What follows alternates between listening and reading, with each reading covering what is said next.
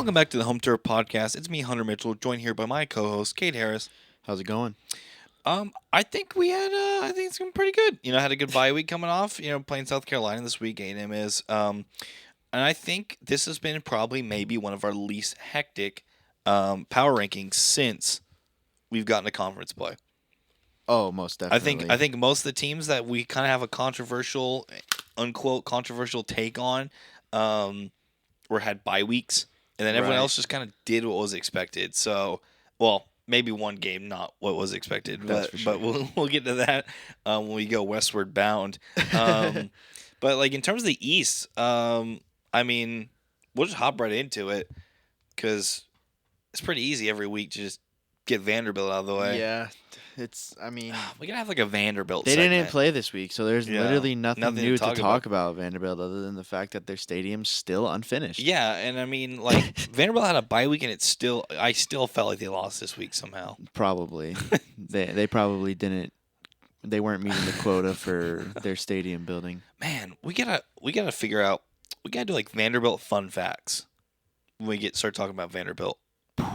Until they win, I think we gotta make a segment for Vanderbilt. Yeah, that's fun. I'll do some research for next time. We'll get some Vanderbilt fun facts on the program. Yeah, we have. It can't just be all negative.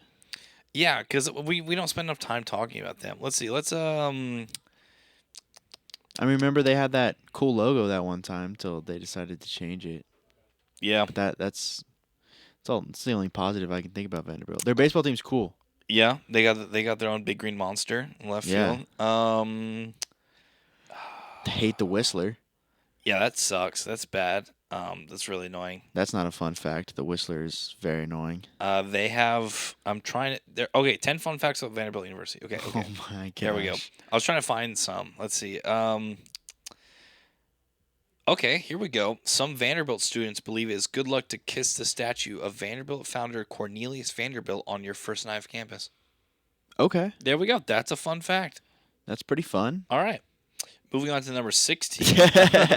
A&M's opponent this week? The Gamecocks. Yes. We'll definitely break them down more, but they are a very Jekyll and Hyde feast and famine type team. Yeah, that offense looked pretty bad this weekend against Missouri. Yeah, and again, I said it before. I'll say it again. They got terracotta soldiers on that line, brittle, and they fall over pretty easily. It is, South Carolina is definitely not the team. Definitely not the team that anyone expected them to be. Preseason number 3 in the SEC, and I think I had them number 3, and I think you had them number 4. I think right? I think you had Kentucky in number 3 and then number 4. So we had them highly ranked too. And man, what a fall from grace. And again, we did preface that it all relied on that offensive line, and they are reaping what they have sown so far in that regard. Yeah.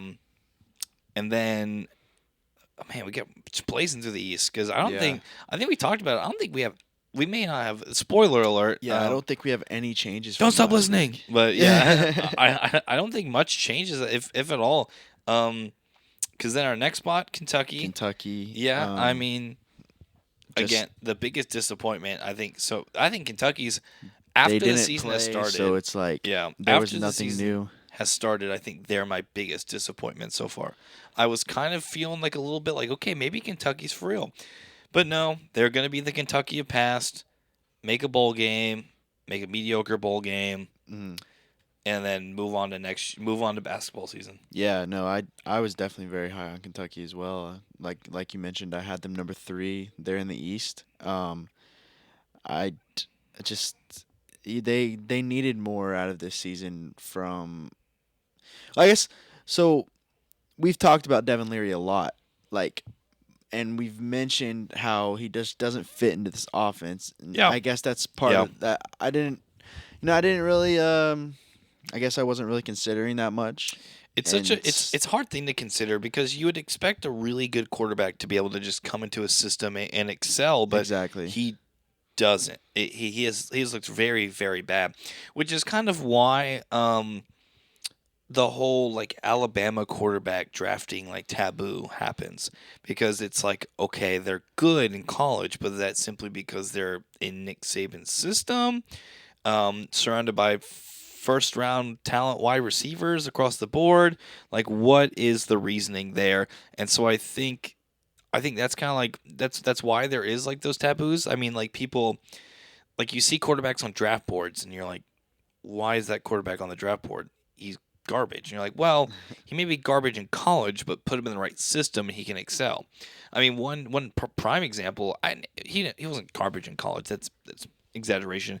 Josh Allen. I mean, just a dude from Wyoming, just a Wyoming cowboy who Hmm. had a really good arm, but yeah, who you playing? You're Wyoming. But then comes in and shines in the NFL. So I think that Leary is a quarterback of a system, and it is not Kentucky's system. And I think No. Kentucky is really, really struggling in that regard. So much so, man, I don't even know if you're Kentucky, if you don't look for a change there, maybe. Like, I don't know. If your goal is to make a bowl game, then you keep Devin Leary in. You go win your game against Mississippi State or South Carolina because you're not beating Tennessee or Alabama. No. Um, win your game against Mississippi State, South Carolina. Go 6-6, 7-5, maybe if you go beat Louisville somehow. Um, you know, if that's your success, if that's your Kentucky football success, then keep Devin Leary in. But if you really want to maybe stir the pot, maybe see if you can get a spark, you know, maybe Turn to your try. next guy. Yeah, maybe try switching it up. I mean, I don't even know. I mean, who they have back there, but it just feels like it's not getting it done. Yeah.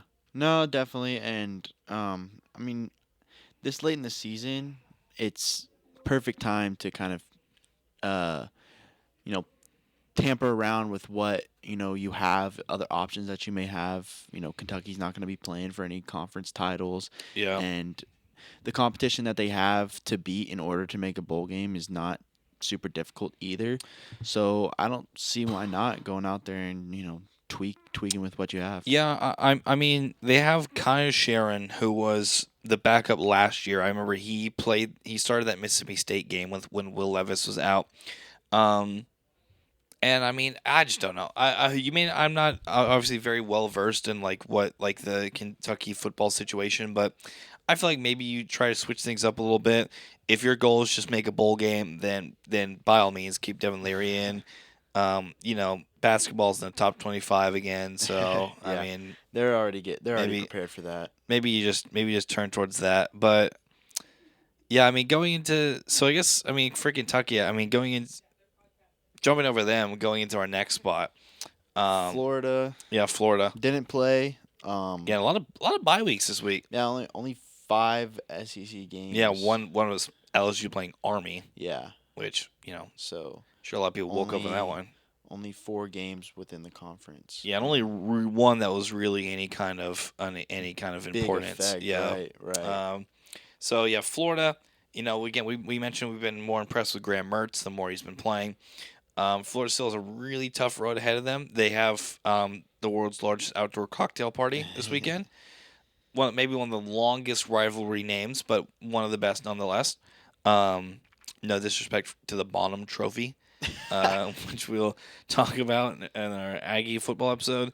Um, but yeah, then you got so I guess kind of jumping over Florida. Again, we're breezing through the East. Yeah. Tennessee Had a chance to make a jump. I mean, looked for man. up 20-7 If it was a early. game of halves, Yeah. Tennessee would be sitting pretty right now, but Yeah. could not get it done the road against Alabama. No, and I think that just showed to the lack of maturity there on their team, and just I mean the coaching aspect of it came over, and the, Tennessee didn't score a point in the second half. That's That's crazy. crazy. Yeah, Like, that is really absurd. And I think this goes into the point where if you can't do a certain aspect of your offense, whether it be running the ball, passing the ball, whatever, if you're completely shot on one part of your offense, that is a recipe for disaster. Mhm. Tennessee runs the ball. They run it well. It's like an air raid or triple option offense. When they work, they're elite simply because you've practiced it and you know it and you're really good at it. If someone figures out how to stop it, what do you do? Right. Your triple option quarterback, you're going to take a shotgun snap and spread the field around? No, it's not going to happen. So I think like if you don't have a balanced offense against some of these better teams in the country, I mean, we saw like when Georgia last two national championships. I mean, they've been really good at passing the ball, but also they had a really elite running offense as well. At least above average. So I think if you're going to compete with some of the best teams in the country, you have to be able to do both. And Tennessee runs the ball really well. Joe Milton is not very good at locating the ball. I mean, he had a good pass to Squirrel White, but honestly, probably could have placed that a lot better because Squirrel had to grab that with his fingertips. So I think that kind of reared its head, and I think Alabama is really good at halftime adjustments. Came out, adjusted, just completely shut Tennessee down. Yeah, I mean it was dominant there in that second half, and Alabama. I mean, I don't want to spoil anything in the West, but they continue to assert themselves as that top team in the West. Oh yeah, 100%. Then Missouri Tigers are sleeper surprise team of the year. Yeah. Really impressed with what Drinkwitz is doing over there. I mean, honest, I thought he wasn't the truth for a while, but I mean, he's looking. Recruiting is going well for him. Yeah. He's been able to get guys like Luther Burden to commit to him and Williams Nwanere, the number one, I think he's the number one defensive lineman, maybe. I think he's number 2 player in the entire nation in like the composite rankings to get him, to commit to a program like Missouri. That's a big deal. Which whenever the reason that's so hard to recruit to those Midwestern schools is because what is there? Exactly. Like Kansas. Kansas has a hard time in football recruiting. Basketball is fine because they've established themselves as a basketball power. You could be in Western Lithuania. If you're winning national championships, like people are going to go there. Right. But Missouri hadn't yet established themselves as that kind of program. So pulling players to that part of the country is really special with what Missouri's doing over there. And Missouri has a real shot to be one of those teams that I wouldn't say is consistently winning the Eastern Division, but as at least kind of contending for it, kind of like how like Ole Miss and LSU do in the West a little bit, kind of, challenging Georgia in the East for that top spot every once in a while. Yeah, but the problem is divisions are gone after this year. Oh, shucks, you're right. Yeah. Man, that's going to be so strange. It's going to be weird. How are we going to do those power rankings? We just list them all. Oh, God. 16 teams now. That's so much All in worse. I know. That's so much. Man, if we had to intermingle the East and West, we do it for sanity's sake, but man, if we had to power rank every team, that would be crazy. Oh, man. I mean, we'd have number 16 set, but I mean, other than that, that's about. Sorry, Vanderbilt. You just keep catching strays. I love y'all. You'll get a color scheme. I don't know if Vanderbilt wouldn't beat Arkansas right now. Wow. That's crazy. Dude, Arkansas is looking pitiful. They mustered up 3 points. 3 whole points. Well, steal yourself. Their opponent scored 7 and they lost. Steal yourself. We're almost to the West. I couldn't wait. Oh, God. I couldn't wait. When I saw that score and that game was happening, I was just like, man, I can't wait to talk. Because on this podcast, you were watching. Oh, I was watching in the living room. I remember, and I was like, man, this sucks. Yeah. I was like, this is terrible. So then Georgia, obviously bye week, sucks losing Brock Bowers. No one has traded me a tight end yet for fantasy. That kind of sucks, but I had to drop my tight end. I know you and Kylie were clearing house. I was. My team, they started out hot, and we've not looked hot recently. And I don't know what the playoff format looks like, but I don't know if I'm going to make it. I think everyone makes it, but I think everyone. I think the number 1 seed gets the first round bye. Oh wow! And then it's seeded accordingly after that. Okay. Um, Interesting. So yeah, Georgia. I hate to lose Brock Bowers, but you get that bye week. Again, very Yeah. very healthy schedule for Georgia. Yeah. I mean, they still do have to play Missouri. Have Missouri. You got the world's largest outdoor cocktail party this weekend. Right. That's a really big one. I mean, that's a rivalry game where, man, anything can happen. Rivalry games are just weird like Super that. strange. Yeah. Like anything can happen. I mean, we saw in For Tennessee, sure. Florida too. I think if they play each other, again, I think they play each other 3 times. I think Tennessee probably still wins that. Exactly. But it just you never know. So Georgia, big week for them. I think big week for both teams. If Florida has if Florida upsets Georgia this week, that'll be monumental for the college football landscape. That clears them out of top 5, and that moves in Michigan to your 1. Ohio State's in there. You got Washington, Florida State. I think that's your top 4 if Georgia loses. And then for Florida, that would bring a bowl eligibility. Huge win for the program, huge win for Billy Napier. But again, it's a lot easier said than done. Right. So for Georgia, you're just going to take care of business. Now, the fun part, the SEC West. Finally talk about it. Now we can agree on a consensus number 7. Wow. You're number 7 if you lose and your opponent scores 7. Pig suey. Razorbacks. That is terrible. Man, 3 points. 3 individual points. I don't know. I don't know. That is crazy. I thought Arkansas was a better team than that. Obviously, since we've had Arkansas in our rankings, I mean, I remember saying like there's a little bit of a difference between the bottom and Arkansas, and like Arkansas just caught somewhere in the middle, but obviously not anymore. Like I thought it was just they were just victim to their schedule, which they may still be, but victims of themselves. Yeah, that's a pretty pitiful performance they put up this weekend. Jeez Louise. Man. With KJ Jefferson as your quarterback too. I mean, that's a good quarterback. He does make a lot of mistakes. Don't get me wrong, but I mean, we were talking about putting him like one of our top 3 quarterbacks before the season started. Now, man, Dan Enos. Ugh. I know there's plenty of people in Fayetteville, Arkansas, found out it's the only interesting thing to come from that game. It's finding out there's like 15 other Fayettevilles across the country. Really? Yeah, apparently Fayetteville is like one there's like Fayettevilles all over the place. There's a Fayetteville, Texas. Interesting. Yeah. But I mean, for that offense to only score 3 against the 62nd ranked like total defense in Mississippi State, who they're 62nd after only giving up 3, so they were worse than that before. That's crazy. That is nuts. Yeah.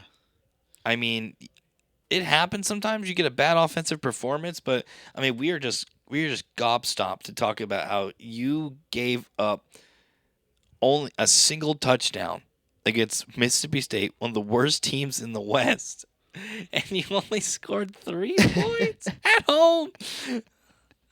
Oh my gosh. No words, dude. I mean, oh man, there's some severe problems happening in Fayetteville, and hey, if you want to be like Kentucky, think it could be time for Sam Pittman to go. Which I didn't even realize. It's been 4 years with Sam Pittman. It's been a while. It felt like it's been 2. No. I thought I that know. I did not realize his tenure has been this long. Mm-hmm. His first year was that COVID year, and so yeah, man. If you're 1-3 against the Aggies, man, if you're Arkansas, man, do you want to do it? Let's help out our Razorbacks here. Who in your coaching search would you put their top of their list? One name I see keeps getting thrown around. Would be so funny of like a culture shock is Deion Sanders. Oh my god. Can you imagine Deion Sanders at Arkansas? No. No. I can't. No, that's not a program for him. and which is why he won't go there because that fan base is not going to allow Deion No, Sanders to yeah. be their coach. Don't want to make any assumptions about the Arkansas fan base, but I imagine that his style of pageantry would not be very appreciated over there. In Fayetteville, Arkansas. I mean, you look at Tulane's head coach as maybe an option if you're trying to pull up like from a group of 5. I think Tulane. Yeah. Well, because Tulane's head coach left, remember, and then said, "Psych, I'm coming back." Yeah, Willie Fritz. That's definitely. I mean, I feel like that wouldn't be a bad option. Definitely not. I really can't think of anybody else for them. I'm having trouble finding out who I would even pick for A&M's next head coach. Jeez. Oh man, let's not get in that conversation. Yeah. You got Kirk Kignetti. He's JMU's head coach. Okay. I mean, would you leave JMU to Arkansas? I'm just kidding. I'm high on the Dukes. Don't get me wrong, but I mean to go to an SEC program. Oh yeah, for sure. I mean, unless you're trying to like steal like a coordinator. I mean, if you're trying to steal a coordinator, I know Georgia's defensive coordinator now has been getting a lot of talks. Yeah, I've seen that. I know a lot of Aggie fans are kind of thinking the same thing. Good old Glenn Schumann. But man, I don't know. I guess I'll tell you like tell Kentucky. Basketball season's so close. It's right there. You can smell it. It's right there. All right, now we're done dogging on Arkansas. We can get back. We bumped them up from 6 to 7 to 5 and 6 now. My number 6, Mississippi State. Yours. Nah, I was just messing with you off the podcast. Are you serious? Are you I'm actually serious? Because you started mentioning it, and I wanted to get your reaction like on podcast. Are we aligned? Is it Mississippi State? Let's go! Look, finally converted. I couldn't not after this week. Yeah, that week was a stinker, and then you gotta again. We have to give these. That was your true number 6 and number 7 playing. This week. Yeah, no, that was the garbage bowl. That was the toilet bowl, 100%. Yeah. Yeah. Okay. Thank goodness. Yeah. I was like, there's absolutely no way that Auburn almost beats Ole Miss. Exactly. And then, okay. Blessed be is a good day. Although, I'm not saying Mississippi State can't pull out the victory this weekend. No, yeah. I mean, again, it's they're playing in. It's a garbage bowl. Like it's like none of these teams are making a bowl game. They're going for the garbage bowl championship this week. I mean, it looks like it's been like the round robin. Yeah. It literally has been. They're just playing each other for who's the best of the Arkansas worst. Auburn play it's coming up soon, I'm sure. Oh man, they have to be. Like, if that's the case, then it really is the garbage. It is the garbage bowl round robin. Yeah, I'm not sure when they get after this week they play Arkansas plays Florida and then they play Auburn. Okay. Essentially round robin. Okay. Yeah, Mississippi State. I don't see a snowball's chance of making a bowl game. Mm-hmm. Can maybe get that win against Auburn to get you to 5. I don't see you beating Kentucky. You don't see you beat A&M. I mean, they could. They could beat Auburn and they could beat Southern A&M. Miss. I feel like anyone could beat A&M. But then again, I feel like A&M could beat anybody. Exactly. Anyway, oh God, we'll talk about that in a second. Yeah. But, yeah, Mississippi State struggling year one, new head coach. Mm-hmm. This is what it is. I mean, it's hard to talk about these teams at the bottom. Will Rogers is not the quarterback he was before because he's not in the same offense. He did have some good games. Had a good game against South Carolina for sure. Even in a loss. But yeah, not a whole lot of good here at the bottom. Then Auburn still struggling, fighting to find a quarterback that can actually score them points. Defensively, really solid. But man, defense wins championships, but most of the time that defense has at least a semi-competent accompanying offense. Mm-hmm. So, yeah. Yeah, that is nowhere near Auburn's offense. Yeah, no, this bottom of the West is real rough. Oh yeah. I mean, the bottom of the East isn't that great. Like it's pretty bad. It's bad. Yeah, but, no, man, I would take Kentucky, South Carolina, Vanderbilt over Mississippi State, Auburn, Arkansas. Yeah, I 1,000% agree. The cream is separated from this. I say it over and over again, but man, the good has really separated from the bad. Yeah. In this division, and then still in our fourth, A&M. Texas A&M coming off the bye week, got a good chance to get a. You have to win this game. I mean, you have to beat South Carolina. If you lose South Carolina here, wrap it up. Yeah, that's like Wrap it up. Put Jimbo's contract buyout in a neat little box. Tie it with a bow. Ship it to his address, and start the search. beating South Carolina puts like a temporary patch on the crack in your damn program. Like It's beating South Carolina is it's like a crack in your dam, but the dam is the program. yeah. And beating South Carolina is like putting temporary tape over it. If you don't beat South Carolina, it just comes crashing. Yeah, no, Like, it's- you're slightly easing your thumb off the hammer of the gun, Yeah. but you're still pointing at the head. Like Yeah. it is like, yeah. No, this isn't a program like defining win or like this. A like no, you, a win is just This is what you should do. This is 1000% expected. It's a bad South Carolina team. You're more experienced. You have a better defense. You have a better almost everything, barring probably quarterback. Yeah. No, to be expected is like to win is the expectation this weekend for A&M. And then coming in number 3, Ole Miss. No, I got LSU. Yeah, LSU your 3. Yeah, I'm. I had that last week as well. I'll be honest.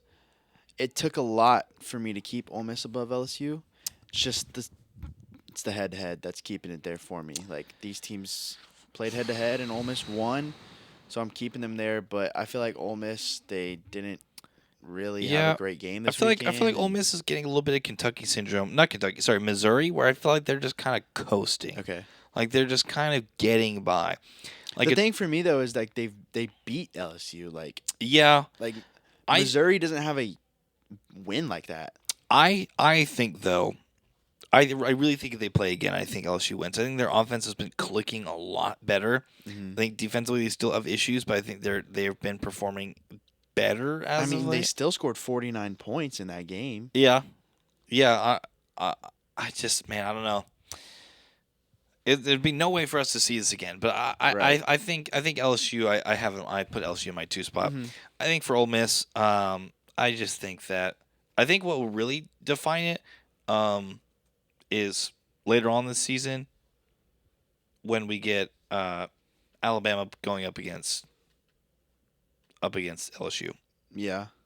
I think that's really what's going to decide it for me because again, you get kind of that round robin between those three schools. So LSU has a very good chance, a very solid chance, the best chance as anybody I think in this conference to beat Alabama. And I just like their chance. I'm comparing against who I think would beat the number 1 team in the West right now, which is Alabama. Right. And Ole Miss obviously didn't, and I think LSU is like the only one that has a real snowball's chance left. And I just I like LSU's offense. Malik Neighbors leads the country in receiving yards. He has gotten me buku-doodles of fantasy points. Love him to bits. Not gonna love when A&M comes when they come to Baton Rouge. That's gonna be rough on that secondary. Yeah, but kidding. Yeah, that's just the reason I have LSU in my 2 spot. Yeah, no, I get it. I think offensively, they've impressed me a lot more. Defense is still a big question mark, but Ole Miss's defense has been serviceable. It's not like their defense has been like absolutely stellar. And then, Ole Miss struggled against Arkansas, struggled against Auburn, like 2 of our really bad teams. And then I just look at what LSU has done. LSU throttled Mississippi State. Let's go back and look. They throttled Mississippi State. They throttled Auburn. But Yeah. then you go back. They had a close game against Arkansas too. They It's lost to Ole Miss. But then also beat Missouri, who is our number 2 team Correct. in the West, in the East. So beat Missouri. I think it is a toss up between those 2, but I think I like LSU better in my 2 spot and almost my 3. I think LSU's wins against bad competition have been more convincing. Except give away the Arkansas one, and Ole Miss is kind of skating a little bit. I feel like Ole Miss was a few plays here and there away from being 5-2. That kind of situation. Right. But again, they're not that far off from each other. I mean, Ole Miss did beat LSU head to head, so like you said, so I completely get what you're saying. And then in our top spot, Bama's back on top. Yeah, Um, did what they needed to do this weekend, although they didn't do it without a little bit of worry, I would say. yeah, I mean, I think it means speaks more to Bama for them to come back from that. Yeah, And be able to do that. I mean, I think that's what you look for good programs is that no matter how many points they're down, is that they're always have a shot to be in this game. Jalen Milrow has really stepped in that starting role. I think we have, we got to eat a little bit of crow on him. I mean, 220 yards, not the best performance, but Jason McClellan really came in 115 yards on the ground, outran Tennessee, which is again it's a really big impressive. accomplishment. Yeah. So they just got things done. They took care of business against a good Tennessee team, and that's what you expect from these top programs. So Bama not out of the CFP conversation. No, If definitely not. they sweep out and sweep SEC championship, it's gonna be hard to make the argument for an SEC I champion. don't see why they wouldn't be Yeah, in there. not to be in. So, but yeah, that's top of our West. I think is it's a kind of a shaken bag of beans right now. Yeah. Just gotta figure out what bean you're eating, Navy or Lima or whatever you may have it. But for us, that's it. We've got for this week. That's all we've got for this week. I'm Hunter Mitchell, I'm Cade Harris. and we'll catch y'all next time.